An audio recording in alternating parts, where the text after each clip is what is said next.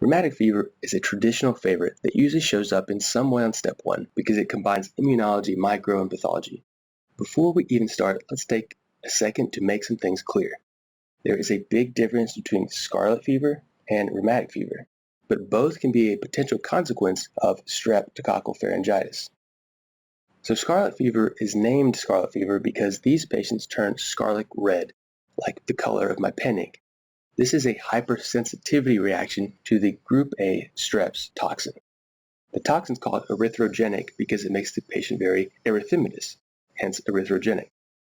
That means that the kid had to be infected once for initial exposure to this toxin, then they were infected again and the immune system reacted to seeing the toxin one more time.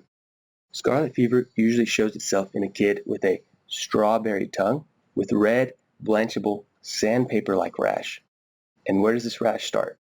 It starts on the head and the neck and it spreads everywhere. But, very important, once this rash starts to desquamate, it is not going to involve the soles or the palms.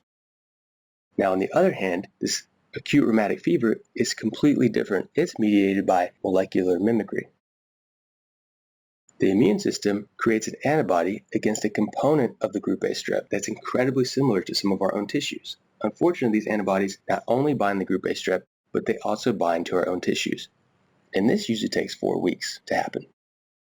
After the initial infection, because the body has to process the group A antigens and then make antibodies. This patient will present with the classic Jones criteria. This is described as a migratory polyarthritis affecting many joints and changing where it occurs, a carditis, or inflammation of the heart, subcutaneous nodules, erythema marginatum, which is a very unique skin finding, and Sydenham chorea. This is how you're going to be able to diagnose the process that's going on. But the questions will probably include some of the microbiology or pathophysiology behind this disease, so let's talk a little bit about Streptococcus pyogenes. There are many virulence factors that contribute to the pathogenesis of this disease. For example, this bacteria produces streptolysin. This is an exotoxin that binds to cholesterol within cell membranes of red blood cells, neutrophils, and platelets. And it can cause these cells to lyse because water will enter them and cause them to explode. Now our body is going to produce antibodies against this toxin, and we look for it to help us in the diagnosis. And this is anti-streptolysin antibodies. That's a great way for them to tie in diagnosis with microbiology. Now this bug also produces streptokinase. Streptokinase is very important because it activates plasminogen and makes plasmin. This bug uses fibrin to coat itself to prevent antibodies from attaching to it. It also produces one more thing, and that's hyaluronidase. Hyaluronidase is an important enzyme which allows bacteria to spread by breaking apart hyaluronic acid. Hyaluronic acid is an important component of connective tissue. This is a great time to flash back to your immunology. Now, what is the protein present in group A Streptococcus pyogenes that our immune system will produce antibodies to that can cross-react with our antigens? This is M protein. The M protein shares epitopes, or pieces of amino acid sequences, with myosin. The antibodies produced against M protein cross-react due to the molecular mimicry with the myosin that we see in the heart.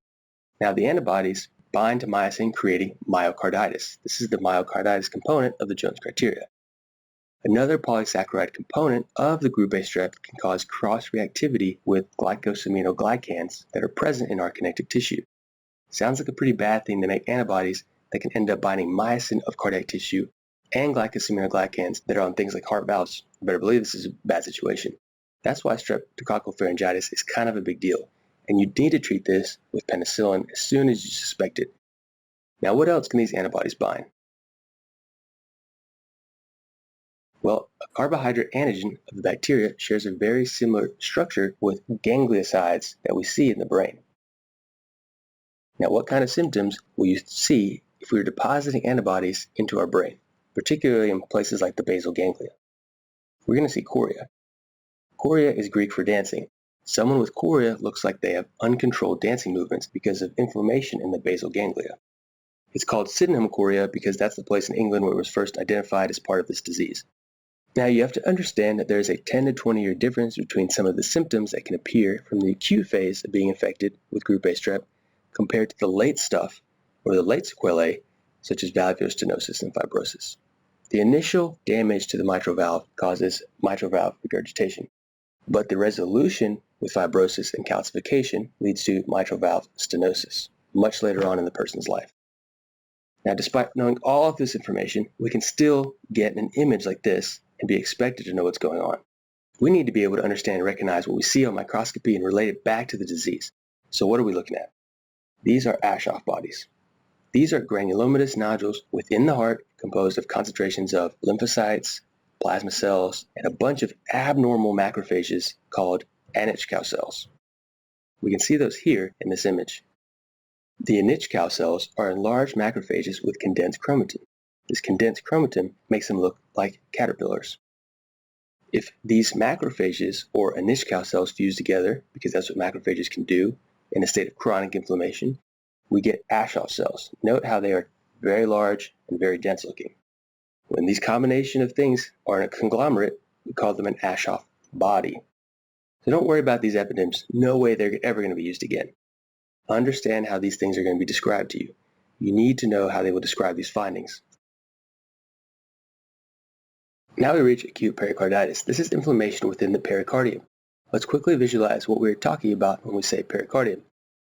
So that first of all, there are multiple layers to the pericardium. It is folded over on itself like a tortilla. There is a visceral pericardium and a parietal, serosal layer of the pericardium. The parietal layer is split into a serous and a fibrous layer. So the fibrous layer is here on top. The visceral layer of the pericardium is also called the epicardium because it lays directly on top of the myocardium. And under the myocardium, we have the endocardium. So this is the chamber here. So both visceral and the parietal serosal layers have serosal cells that produce fluid, and it fills this pericardial cavity here. The pericardial cavity allows for motion of the chambers when they're contracting and relaxing. So a fundamental couple of things we need to review here before we discuss inflammation of these pericardial layers is that any inflammatory process is going to involve disruption of endothelial cell intracellular adhesions, leading to transudation of serous fluid into this pericardial space. So this is how we can get effusions. Eventually, we can also get proteins and fibrins to leak into this pericardial space, followed by neutrophils and then monocytes, which turn into macrophages when they reach the tissue. These leukocytes release cytokines that can produce the fever, the pain, and then eventual resolution with fibrosis, which can cause a constrictive pericarditis.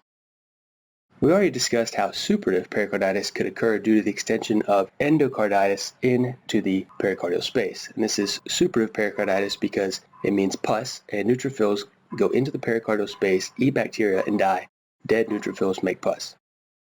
So how do bacteria get there? Well, they can get there from a pneumonia. Remember, the lungs are right next door to the heart, or by the blood, hematogenous spread, or from the lymphatics. Another one that's kind of tricky is that you can get it directly from direct contact, such as in an operation, so open heart surgery. You can also get pericarditis from any process that damages these pericardial layers. Unfortunately, the most common is idiopathic, aka we just don't know. Some of the other classic causes that are confirmed is Coxsackie virus. Other high-yield ones are autoimmune processes such as lupus or rheumatoid arthritis. A high-yield etiology, despite being very rare, is Dresser syndrome. Radiation directly to the chest wall can cause damage to the epicardial layers. Another very high-yield cause of pericarditis is uremia. This is due to accumulation of proteinaceous material within the pericardial cavity. Now, the physical exam findings in ECG electrocardiogram are key to getting this question correctly. These patients are going to have sharp pain that is worse on inspiration. Why is it worse on inspiration? Well, when we breathe, we expand all structures within the thorax. Stretching an inflamed pericardium is very painful. This pain is going to be relieved by sitting up and leaning forward. Why is that? Well, because this position takes tension off of the parietal pericardium. The friction rub is due to the inflamed layers rubbing against each other. Alright, now what about the ECG? The classic ECG pattern that you will see is diffuse ST elevation and or PR segment depression. Cardiac tamponade. Tamponade is French for compression. Essentially, we're talking about some pathologic compression of the heart chambers. As you can see here in this image, these nice red arrows are pointing to our problem, cardiac tamponade. So the pathophysiology of cardiac tamponade is rather straightforward.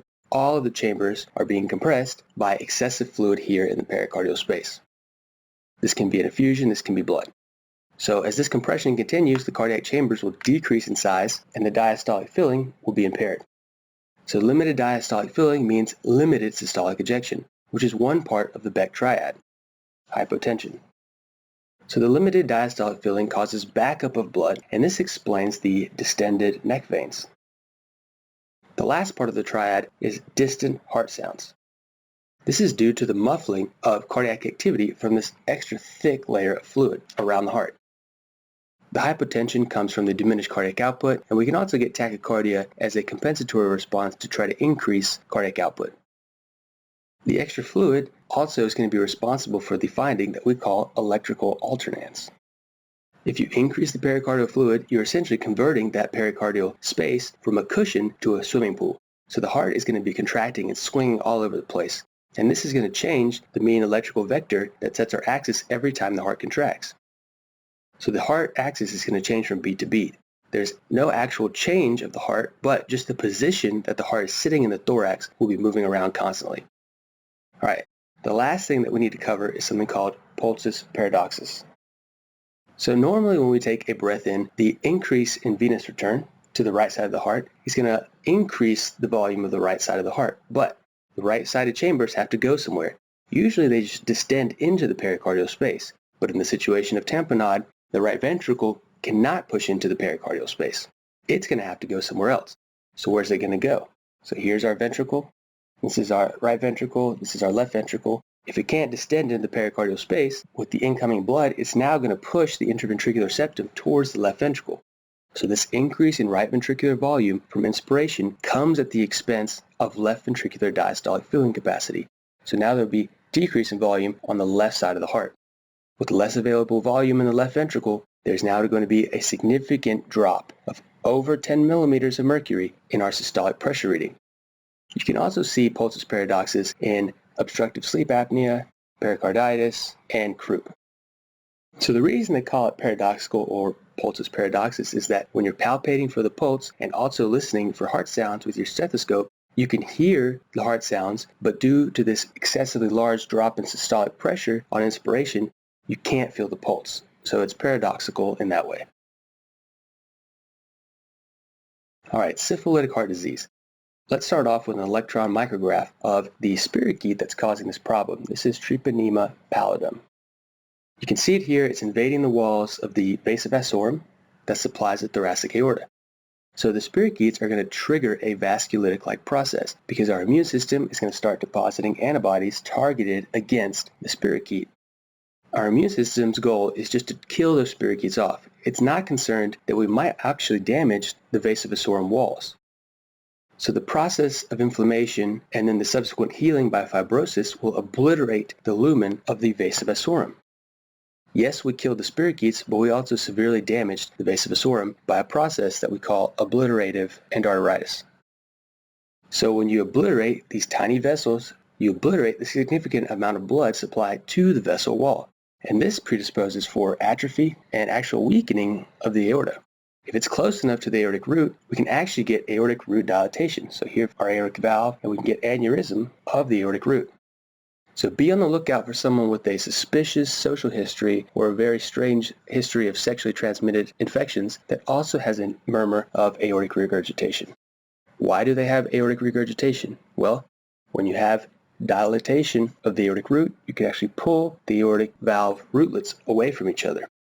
This means that the aortic valve leaflets cannot coapt appropriately, and now we have aortic valve insufficiency. Remember, leaflets cannot touch each other. We get aortic regurgitation in a patient with a very strong sexual history, suggestive of potentially tertiary syphilis involving the thoracic aorta. What about this tree bark appearance that they talk about? Well, the tree bark appearance is due to the healing that results in lots of fibrosis. And deposition of scar tissue in a very erratic fashion looks like tree bark.